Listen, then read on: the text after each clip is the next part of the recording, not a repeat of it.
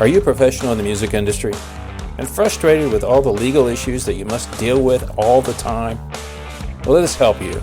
At the Fine Law Firm, we've helped people just like you, entertainers, weave their way through the legal issues that you face. Eric Fine has over 10 years of experience working with entertainers just like you. From copyrights to royalty agreements, to venue agreements, anything that's involved with your business, Eric Fine can help you. You can easily reach Eric at 214-522-9596 or find us on the internet at ericfinelaw.net. That's fine, F-E-I-N law.net. Eric Fine, ready to help you with anything you may face. Get out there and do your music thing and leave the legal issues to us. Eric Fine Law, 214-522-9596. Call us today, Eric Fine Law. Hey everybody, it's the Trout, and I hope you're having a great day, and welcome to the Trout Show. You know, I've come across a lot of great musicians while I do this YouTube and podcast channels, but sometimes there's always the ones that kind of reach to the top of their game.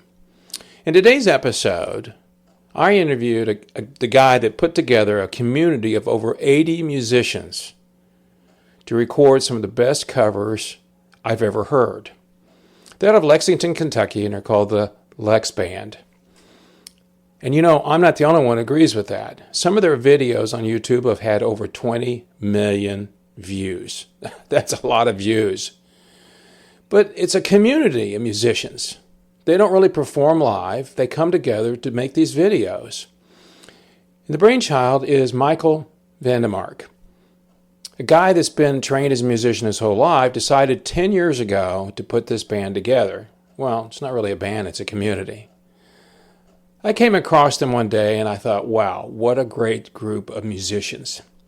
They do everything from Lionel Richie to Molly Hatchet to ZZ Top to Led Zeppelin to even Johnny Cash when they do covers. But they get as close as they can when it comes to replicating the original recording. And I think if you listen to the music, you'll understand why people continue to watch and wait for their music to come online. They do only a few tours a year. They do them right there in Lexington. They do some gigs. And people from all over the United States come to see this band. That's incredible when you think about it. So sit back and enjoy this episode with the Lex Band. I think you're going to enjoy it because if you like cover music, no matter what kind you like hearing, you're going to find it from them. So up next, the Lexington Lab Band. I think the best cover band in America. That's next on The Trout Show.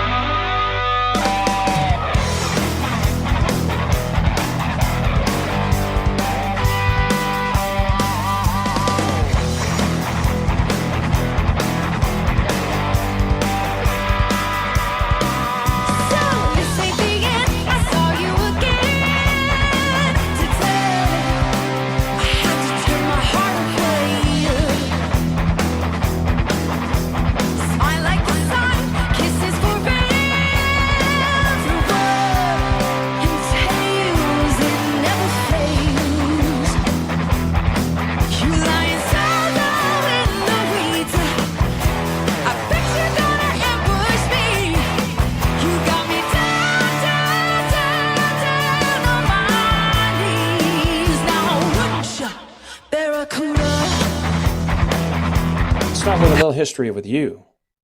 When did you? I noticed that you actually are a drummer. Started out as a drummer. Yeah, I did. And when did you say? Excuse me. When did you say I want to play drums? How old were you? Were you just a kid? Oh, I'm the youngest of four boys. My parents were both music teachers, so didn't really have a chance. My oldest brother played drums and percussion. He was 14 years older than me. So when he went to college, you know, he was 18, I was 4, and he left his kit at home, and it became mine. So about 4 or 5 years old was when I, you know, and I just loved the drums. I probably played every day. and did that all the way through high school and college. Got a degree in music ed and percussion, but I studied piano. My parents made me take I think 12 years of piano. But in high school, I started to play guitar and bass because all my friends were in drumline and different things. And so if I wanted to be in a band, I'd always have a great drummer as a friend. So I sang a lot. My parents were vocal teachers, and so my whole family, we sang together in church and different things. And so I was always a singer as well. So drummer and singer probably would have been my early years up into college. But I learned to play a little guitar and bass in my high school and college years. And then coming out of college, I kind of shifted to playing a lot more bass, especially professionally with gigs and that sort of thing in the Lexington area. So when you were growing up, who was your drummer or drummers that you admired? Well, my early years, I was really into metal, especially the late '80s. I loved hair metal, and then of course it went to grunge when I was in high school. Yeah, and so I was really influenced by bands especially I loved Matt Cameron with Pearl Jam and Soundgarden and all that. In high school, Dave Grohl, of course. But then when I went to college, I discovered Steely Dan and Earth, Wind, and Fire, and kind of my musical taste shifted. And from early college on, it was Jeff Porcaro. I mean, I think he's probably the greatest drummer that ever lived. He just has it all: professionalism, groove, feel, chops, the whole deal. And I know that's a cliche answer, but it's just no, it's not, because I realized that everything I was listening to, he played on. I thought, well, I better check this guy out. So when I got educated, Porcaro definitely was the one that I've kind of hung my hat on and kind of just listened to my whole life, And, he's got one of the most famous crews out there with absolutely. Rosanna. Yeah. Rosanna. Everybody, if you're a drummer, you got to learn how to play Rosanna to That's sing. Right. That's right. Well, and you're talking about Steely Dan. Steve Gadd, who's still plays still. Eric Clapton still some. Yeah, absolutely. 50 Ways to Leave Your Lover. I mean, all these people, but and I'm never surprised at what people like. Yeah. I'm older than you, so I grew up in the Beatles kind of thing and Hendrix, stuff like that. Mitch Mitchell was my favorite drummer before. Absolutely. And then of course, Keith Moon, Mr. Wildman back there on the drums. My brothers were quite a bit older than me, and they were really into the Police and U2. And so Stuart Copeland, probably great drummer, influential drummer on my ear. I heard Police records from from when I can remember. So I love the Police. Is probably my favorite band of my whole they lasted the whole time. But I kind of had the dark years where it was Def Leppard and all that when I was in middle school and high school. Dark years. It's a guilty pleasure, I still love it, but those guys weren't really virtuosos by any means, especially on drums and stuff. No, but you talking about the Police. Stuart Copeland never played a normal groove. He was energy, and that's because attitude. Sting still is a jazz guy.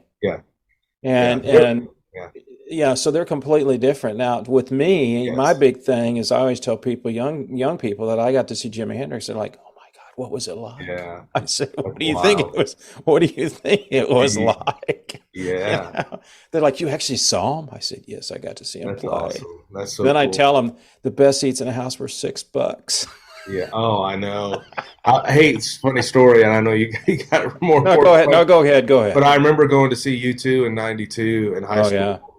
And that which album was that? That was after UTV. It was the big tour where they took all those semis and lasers and trucks, and they had kind of gone. It was after Rattle and Hum, and it was huge. That's okay. I was going to say which album it was. At the Pontiac Silverdome in Detroit, and of course there was no Ticketmaster. You couldn't pick your seats. No, you went to the local. You went to the local department store, to the service desk. And at the time, we had to get a lottery, so they gave us a wristband with a number on it. So we came back a week later, and you get in line based on the number. And I had to pay $32 And I thought, this is awful. Like, I never paid more than like 10 for, to see Van Halen or to see anybody. It's $32. And I thought, this is highway robbery. And of course, we didn't really know where our seats were. We got to the Silverdome, and they just kept walking us down and walking us down. And we were in the 16th row, right in front of the edge, wow. for $32. And then, 15 years later, they do this big, they come back out with a new album, and everybody here in Kentucky wants to go see them, and it's $150. I'm like, there's no way I'm paying $150 a song for 32. You did all this stuff. You listen to heavy metal, but you work at a church. Yes. When did the idea come along? Yeah. For the lab band? Okay. I mean, you're going along, you got a good life, you got a great job, yes. Your family's doing well, and you said, I don't have enough problems in my life. I need to do something different. So what you have to know about me is, of course, I grew up in the church. My dad was a high extroverted guy. He was a public school administrator in our little town, so everybody knew him. But he was also like the volunteer music director at our church. So I was always involved in music at church. Again, Right. Grew up on the hymns. It was a Baptist church in Michigan. A lot of hymns. I have I'm deeply rooted in that as far as musically. But my parents they just loved music. And so we had great music. A lot of it was Christian, but my mom loved Andre Crouch and like some gospel and stuff like that. So it wasn't just very traditional music being played in my home. Of course, I had my older brothers. They were all musicians in different ways and in bands. And so I was always in a band with my friends in high school, and my parents were pretty supportive of it, even though, we might be rehearsing Guns N' Roses in the basement or different things. My dad would always try and be like a coach, and I think he was just keeping an eye on us more than anything. Yeah. But he'd be like, hey, that's a little out of tune, or you need to tighten that up, or, different things. Well, that's kind of cool that he did that, though. Yeah, so we were always encouraged, even a little bit outside of the church box, to express ourselves. So, right.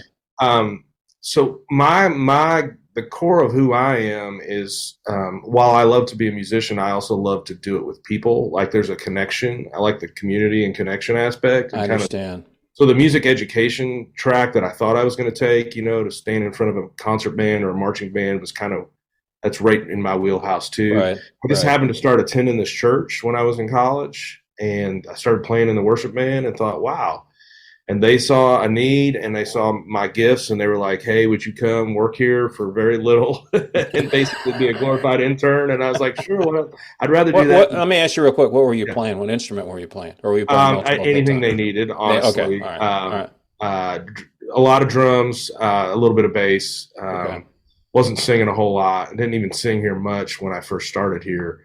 Because I really was kind of like the band leader, the music, and we had a full orchestra at the time too, so I did a little of that. And so this job really scratched a lot of the itches that I had. I had the classical stuff with the orchestra and the choir, but we also had the rock and roll with the worship band, and Lexington is in the smack dab in the middle of the Bible Belt, Lexington, Kentucky. So, like you were saying, a lot of people grow up and play in church. It's even more so here. The best musicians usually are on a stage on Sunday mornings in our town. Yeah. No offense to the guys that don't do that, but man, there's just great. I understand. And so in my church, we're pretty conservative, but not in a way like we always encourage our staff to be out in the community. And so I still gigged, I still played in bars, with guys that didn't go to our church. I played in some country bands, learned to love country, which I never listened to.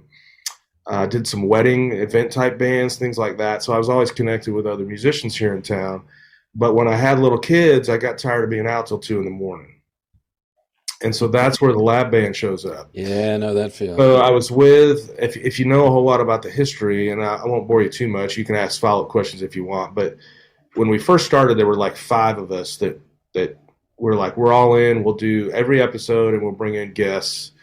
And Derek Bro was the bass player. He only did a couple years, and then he moved away to California. He's actually moved back, so you're going to start seeing him again. But he and I were just talking. We both had little kids, and our wives were like, "Hey, you can't be out till 2 a.m. and then sleeping on Saturdays, and it just screws up your whole life because the next yeah, and I day was no good for work on had a Sunday. job. I was in sales Yeah, and doing gigs, and the next yeah, I get up. You're hepped up because you get home. You're all excited. You go yeah. to work the next day, and at 2 o'clock in the afternoon, I'll be talking to Yeah, customers and it going, was for he and I and the other guys. It never was about the money. It wasn't about the $100 "No, you could make on a Friday night. I right, mean, we had jobs and it was nice, but and I saw Live at Daryl's house. I was actually on a on my anniversary trip with my wife in Hawaii, and our time zones were all messed up, and so oh we're up yeah, real early in the morning, yeah, and I turn on whatever music cable station it was, and here's Live at Daryl's house, and I'm like, well. I think it was the episode with CeeLo Green, and I was like, oh, "Well, look at seen it. this! I've seen, Look at these two guys, totally different, but yeah, they're doing the song. They're pretty close to the originals, but they're putting their own spin on it. I don't know, I don't. How what would it look like to play music at this level and not have to be out all the time? And so originally I thought, well, man, we'll just get together. And there was a band out of Nashville called the Long Players. I don't even know if they still exist, but they would do whole albums. They do Dark Side of the Moon or they do the White ah, Album. right. Oh, well, that's a really cool idea. But in Lexington, who's really going to come and listen to that? And so those two ideas, seeing Live at Daryl's house, having that like note for note recreation idea, I just brainstormed it with Derek a little bit, and he's like, yeah, I mean, why don't we do it? And he kind of had a video background, Hmm. and also had another friend Neil, who's still kind of our video director. We just went to him and said, hey, what would it take to get 4 or 5 people to show up for a couple hours? And he's like, oh yeah, we'll do it. Let's just try it and see what happens. And so in April of 2013, we just got together and did 4 Doobie Brothers tunes. And if you watch those videos, you can you can see camera ops in some of the shots. It's just real raw, but Well, they still stand it's your up. first time to do it. Yeah, Yeah, they I still know. stand up though. I mean, they Yeah, still have an edge, an energy to it. And we weren't exactly note for note on that. Like we weren't so much. We were like, hey, let's take the studio record and try and make it there. But we did some. I added some B3 on What a Fool Believes, and so it wouldn't be so synthesizer, that sort of yeah. thing. But You put your little spin on it. Put your we own spin. did, we Yeah, did, and we've gone away from that. We went away from that pretty quickly. By the third session, we did the Cars. We were like, hey, let's try and do this, like the record. which car song did you? We did Magic, and That's great too. we did 5 of them. We did Drive, and You Might Think, Let the Good Times Oh, so you did Roll. the better. You did the one. I was in a band at the time. We did just what you needed. Yeah, That's and we not. did that too. And we Yeah, did that too. Yeah. yeah. So that the original first 4 years, what it was pick an artist like the Cars, pick 4 or 5 tunes, come in and do those 4 or 5.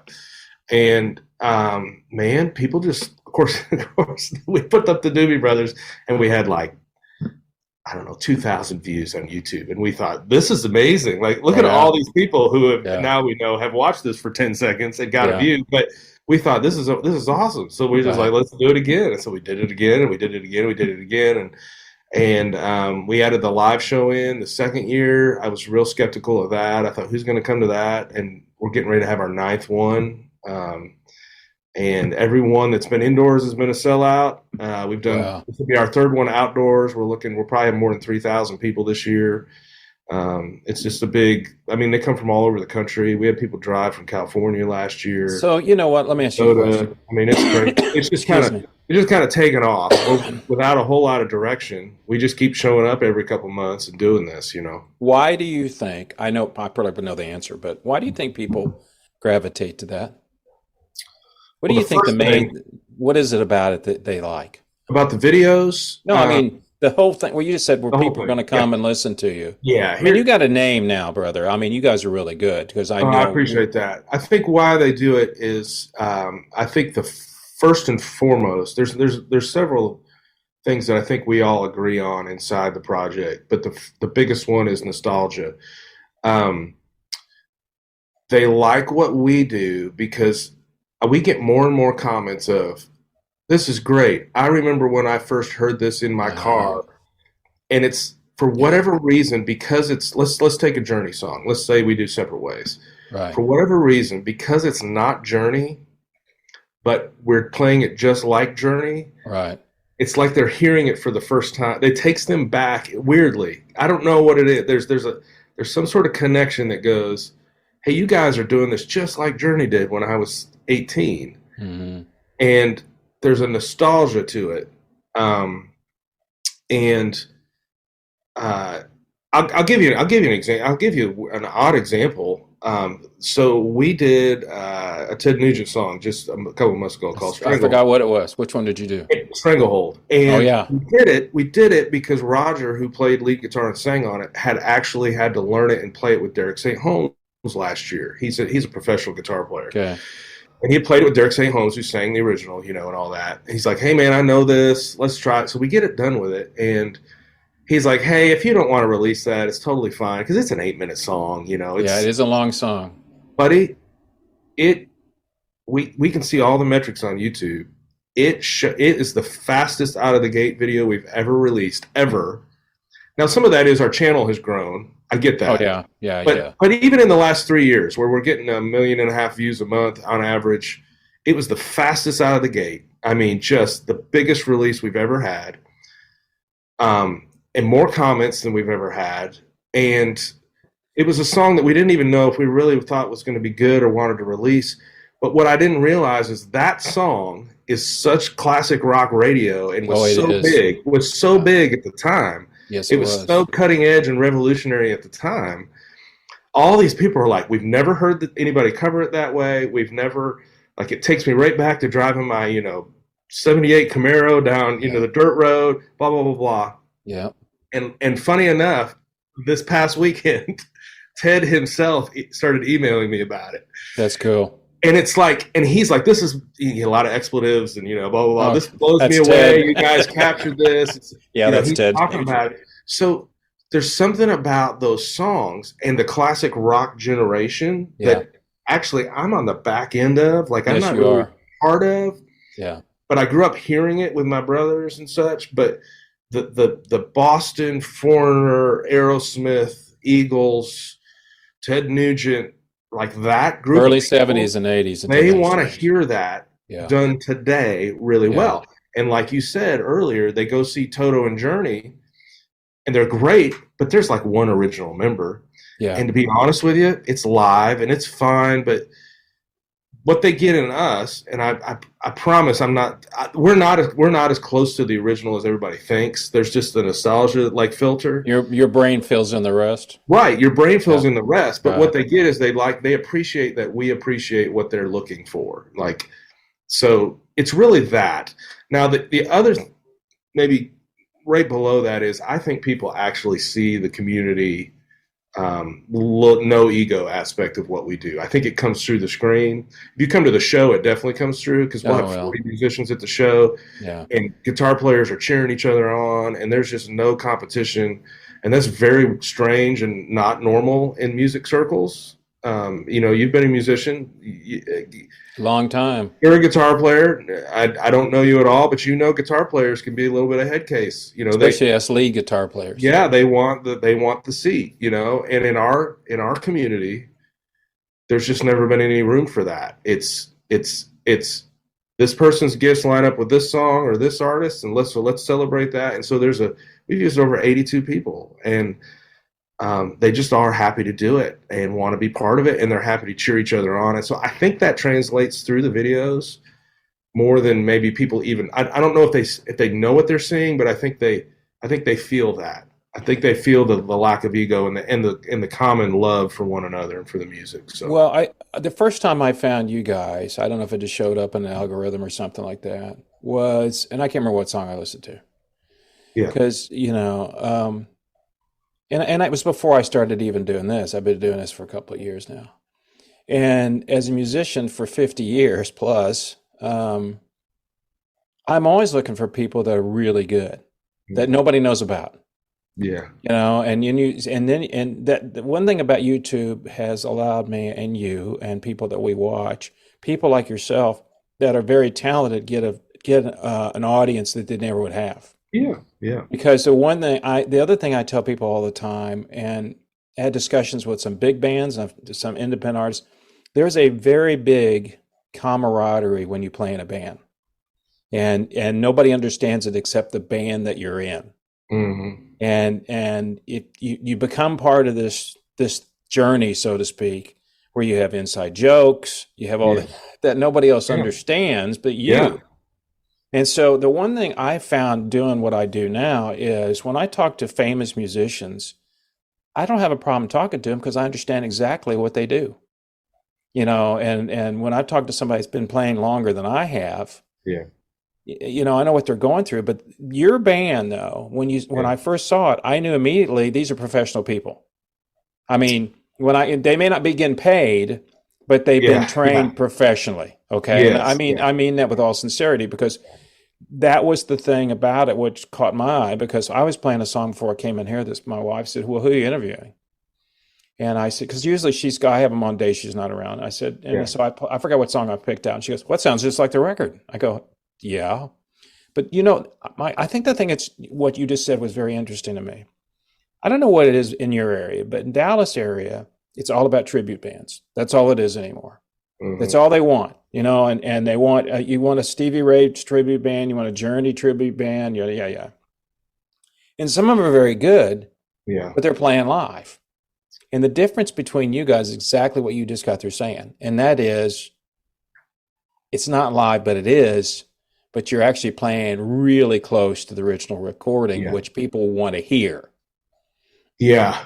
And I think the tribute thing is, the phenomenon is because the generation that, like, our average age of a fan is a 55 to 60-year-old guy. I was going to say probably is.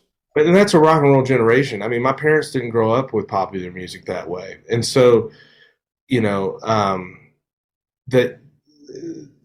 they want to continue to listen to what they loved, and it's not on the radio. I mean, there's no real bands left. I mean, you might have the Foo Fighters still exist, but there's not a lot of bands really left that are going to get major attention. And so there's a real hole, or a gap, because if you do go see Foreigner, you're seeing a tribute band. Yeah. Like a lot of nights, there's not an original member on the stage, and so there is that hole, and we didn't intend to jump into that gap on YouTube and help fill it. We just wanted to make good music that we loved, do it at a high level. And for me, I just kind of have the academic mind, so I'm like, I want to dig into these albums and kind of learn the parts, and I don't want a guitar player just to come in and play what he thinks the part's been for the last. You want him to play the part. I want him to actually play the part, because and people will say, why don't you do your own thing with it? Why don't you put your own spin on it? Blah, blah, blah, blah. Well, again, go to the symphony there in Dallas, and they play Beethoven's Fifth. What are they going to do? They're going to play it note for note. They got the score out there. But they're going to have an interpretation, and they're going to be able to be judged based on their performance of that. Right. Why does it need to be any different? Now, I'm not saying it's bad to put your own spin on something, but I don't see that as a negative. I see that as hey, Joe Perry wrote this amazing guitar riff. I'm going to try and master it and recreate it and perform it, because that takes skill, and then I'm going to put it with the bass and the drums, and we're going to make it this rock and roll symphony performance, And so I think people... Concerned about your financial health? And reach out to David Smith with Edward Jones. 469-372-1587. That's 469-372-1587. He can conduct business where you are. Get your financial health checkup with David Smith with Edward Jones. His number one concern is you.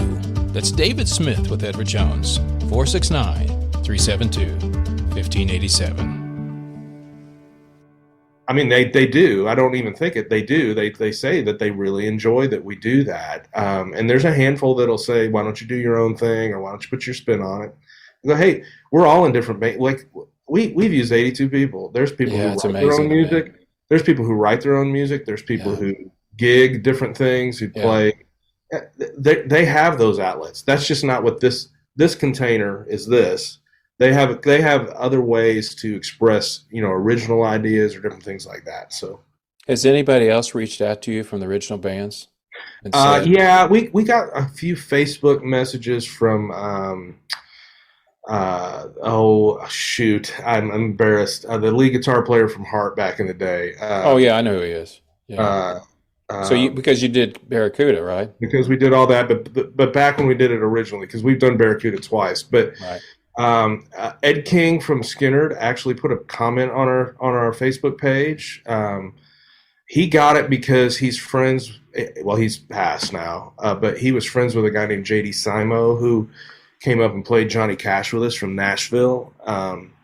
So JD sent him, I think, the Skinnerd videos that we did. And then the bass player from Def Leppard has also commented on one of the Def Leppard videos, but never had anybody reach out directly like Ted Nugent.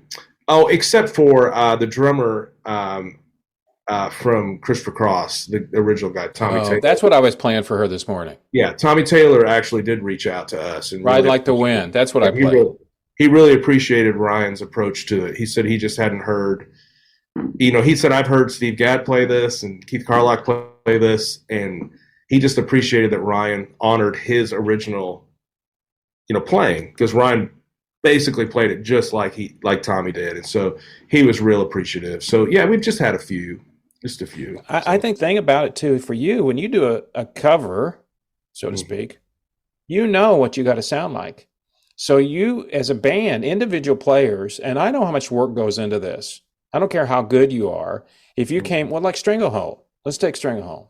Yeah. You know what Ted plays on it. You know what kind of guitar he plays. He always plays the same guitar. You probably run it out of Marshalls. I don't know, or Fenders. I don't know which one he's running out. So you got to figure out the guitar. How do I get closer to that sound? Mm-hmm. So it takes a lot of work. It does. I mean, you can figure out, here's the chords, all this stuff, but it takes a lot of work. And I appreciate that, because the other thing about it is, and this is the thing about music right now, is if my granddaughter is 19, I'll ask her what she listens to. And a lot of younger people I listen to or talk to, they always listen to classic rock.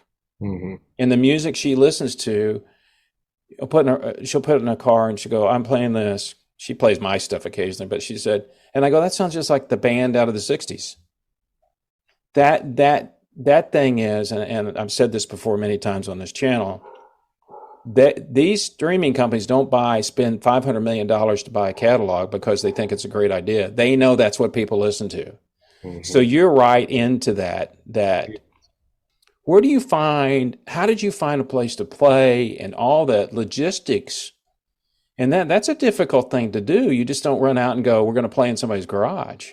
I mean, yeah. What do you do it now? I mean, obviously you have a studio or someplace where you go. Yeah. So we rent different, there's 2 or 3 different stages. They're all black, that we just rent. They're auditoriums that we rent. Oh, wow.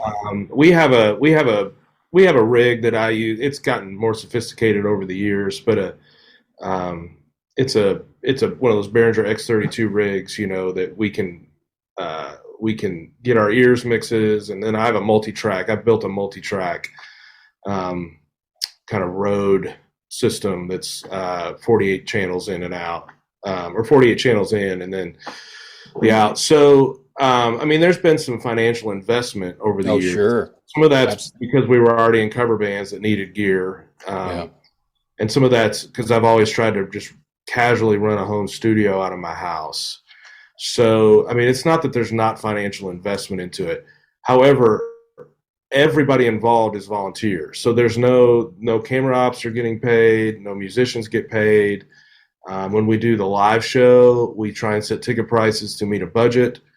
We're not trying to make money off of the live show. And so it's not so any money that we get overage go back into gear or, equipment, that sort of thing, or rental of the facility. And right. We're not getting charged a ton of money for those rentals. But so the logistics of it kind of, when people say, hey, I'd like to do that in my hometown, it's not that I don't think people have the ability to do it. It's a lot of work. I'm not any more special, and nobody in our organization is any more special to go, well, only we could do this. Right. I will say, though, that the stars have just always aligned for this, for us. You guys were meant to do what you did. Yeah, with facilities and equipment and all that. And kind of like I said when we started this thing, it was we did it once, we're like, oh, let's do it again. And then, oh, I guess we should do a live show. And oh, like it just, there's no like, there was never a master plan. There was never we even care to be like known. Like it wasn't about that at all. We just wanted to do the music and not Right. it. We just didn't want to learn all these songs to this level and then just have it just disappear into the after we play it, it's gone. So that is where the video side of it came. We had no idea that YouTube would even be. I wasn't even on YouTube. I at the time, this was 2013. I don't even know that I had it on my phone. Like I wasn't a guy that sat down and watched YouTube clips. Yeah. I was still had cable at home. I wasn't cutting the cord at all. And so, people say I want to do that. The other side, and we go back to kind of where I started. I've worked at this church for 25 years. For a majority of that, I was the lead music guy here, and so I knew almost all of the best players in town because they either went to my church or they went to another church, or I gigged with them on the side. And so, again, anybody could do this, but I was uniquely in a position to make a call to people and say, hey, this is what we're doing. This is what you would need to do. Do you want to do it? And they just always say yes, always. I would imagine at this point. It just sounds intriguing to them. Well, and I understand exactly what you're saying because you already had the stable of people you'd already known and relationships with. But at this point, I'm sure if you put a call out, people want to be on your videos now. Yeah, you probably have people. Again, like I said earlier, there are some folks probably in our area who don't love what we do because maybe they felt like not included, So I think there's some people who don't, and there's some working musicians on the weekends that probably think we're not legit or authentic, enough because we're not a band. I mean, it's a project. I mean, it's a project, but it never ends. It's a community.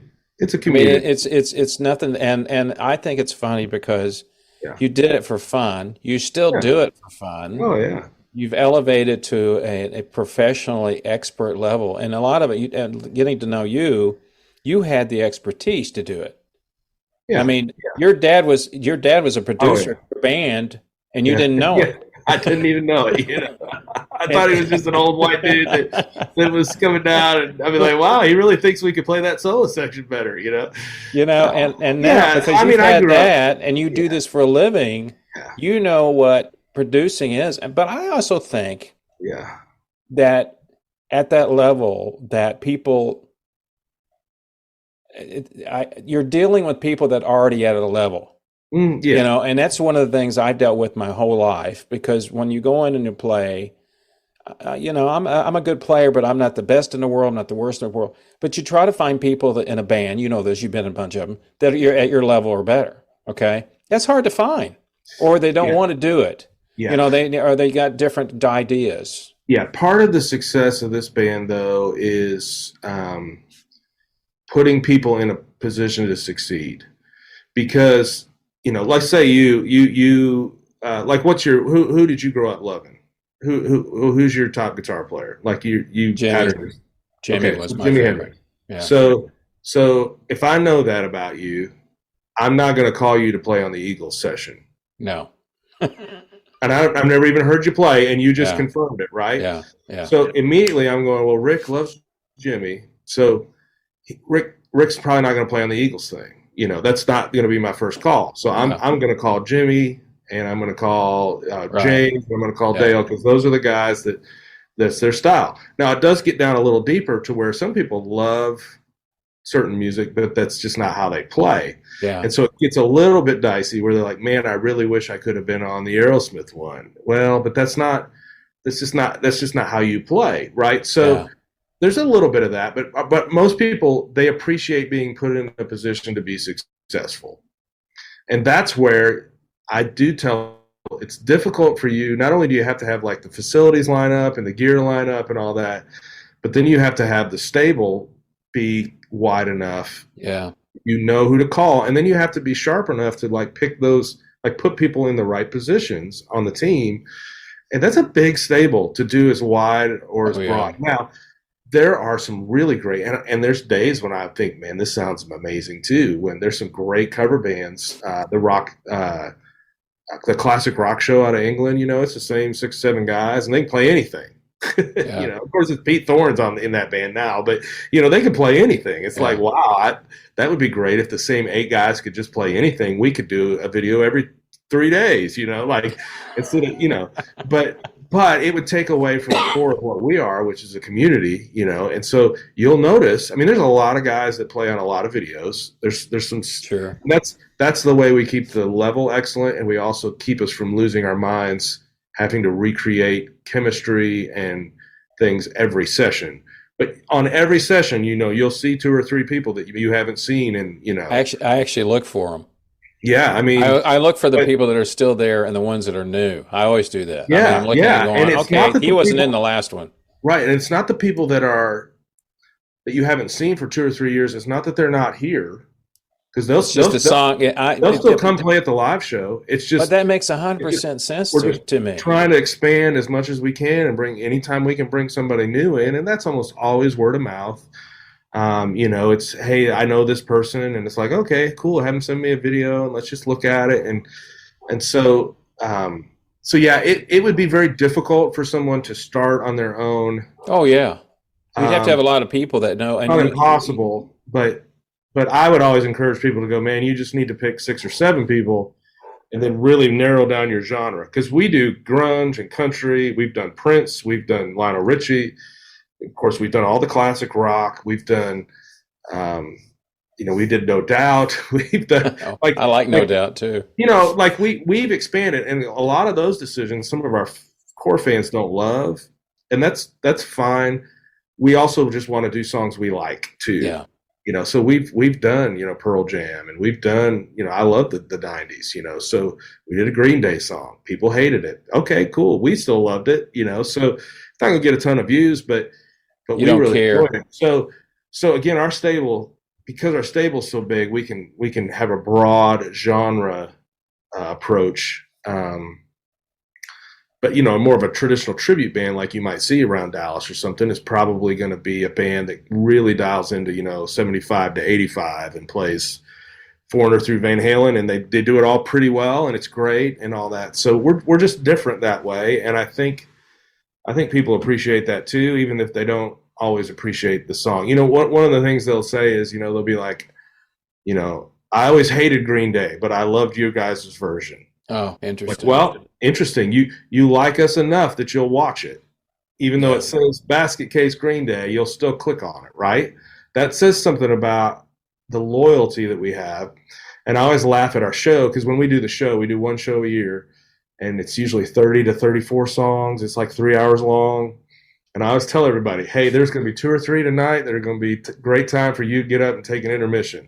And I said, but don't go away long, because we Yeah. might be playing Johnny Cash and you might not like that. Yeah. But the very next song will be Def Leppard, so don't go too far, because it's one after another, and they always chuckle, and people I think appreciate that, that we can just turn on a dime and pull, you get 4 new people out on stage and you kick it off, and all of a sudden you're doing Folsom Prison Blues, and you right before it you did Jeremy by Pearl Jam. It's very I But don't you know. know what makes you, that's what makes you unique. And like you say, you might play Johnny Cash and then you're going to do Pearl Jam. Yeah, And people are like, it's almost like, what are they going to do next? yeah. But then each song stands on its own. Do people come to you and go, hey, have we thought about doing this? I mean, you said like the Stranglehold song, because I know that Yeah. song, but I mean, somebody has to come and say, hey, let's try this. Yeah, so the sessions. So about we've been around 10 years, and after year 4, we kind of changed the vision, and we moved it. Well, it's more like year 5, but we changed the vision and moved it to putting a core group together for a session and doing 3 or 4 songs. But it can be by any artist, but it all works for that lineup of people, right? So that'll generally focus around the lead singer or the lead guitar or the keys, whatever. So like when we did a session with Roger, I called Roger and I said, hey man, I want to do a dueling guitar type session with Stefan and you, and I would like us to do Reeling in the Years, and I would like us to do oh gosh, well, so we did Ramblin' Man by the Allman Brothers, we did Reeling in the Years, we did Stranglehold, and we did I wanted to do Flirting with Disaster. So I approached him with Flirting with Disaster and Reeling in the Years. Okay, two completely separate. They're like this far apart. Yeah. They are, but they're both guitar, and I knew the guitar players. A lot of guitar parts in both of them. Right, and those two guys could nail them. So he's like, "Oh, that sounds great. Can we do an Allman Brothers song?" And I was like, "Sure." And so he threw out 4 or 5. That's Dickie Betts. I said, "Well, let's do Ramblin' Man, because I think we've got the piano player, and I can play organ on that, and blah blah." And then he said, "Hey, for a 4th, would you ever entertain Ted Nugent? I've already learned all these parts." And I said, "If you'll sing it, we can do it." And so then I just looked at it and went, "Okay, let's divvy up the guitar parts." And I used him on that because he knew Stefan really well, the other guy that plays a lefty 335 on him. And then I said, "I think you should sing these two, and I should sing these two." And so we just kind of had a debate. Now, that didn't include the bass player and the drummer and the keys player at that point. But there's other times where we're doing a session, and I might ask Randy, who plays a lot of bass, "Hey, what do you think the song should be? Because this is your era or your genre." So while I always kind of have to initiate those conversations, it's never in isolation.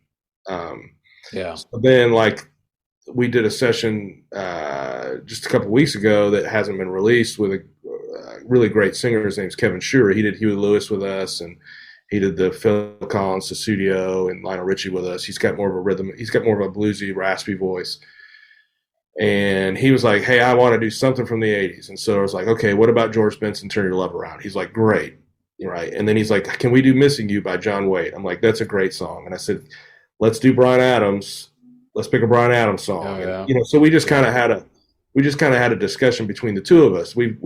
I was in bands with him coming out of college, and so we've got a long history. And so it's always a discussion. At the end of the day, I'm always filtering it less. So they're usually filtering it, what do I want to sing, or what do I want to play? What's fun for me? I'm filtering it through, do we have a band that can play? Is the song playable by us? I'm thinking of the people we would need, and is it playable by us? Yeah. And rarely does anybody ever discuss, this will be a big hit. This will get a lot of views. That just isn't part of they don't care. We just don't care. We just really don't care, because if it's done well and it's a popular enough song, some people will like it. Yeah. And honestly, we would be fools to try and tell you that we even know what makes something popular. Again, we did Led Zeppelin, and it's amazing. Those videos are incredible, and they got lukewarm response. Yeah, but they're not no complaints, but they didn't blow up. And then we do Stranglehold, and it's huge, right? And then part of that is I don't understand it either, because I'll have people on my show that they're fairly well known, and they won't have anybody hardly watch them. And I'm going, everybody's going to watch this video, and then you have somebody that's not really well known, but they have a pretty good fan, and it all of a sudden everybody's watching it.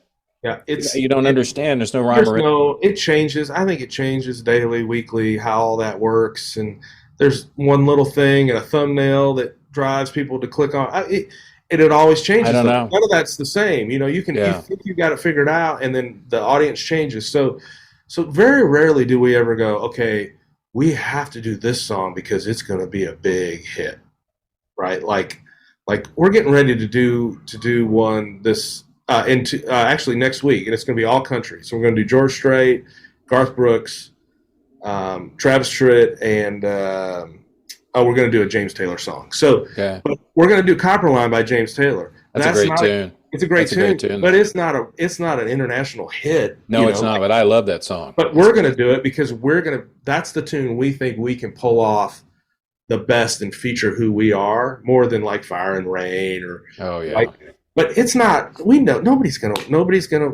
click on The Fireman by George Strait, and it's not going to be get 1 million views in 3 months. It just isn't.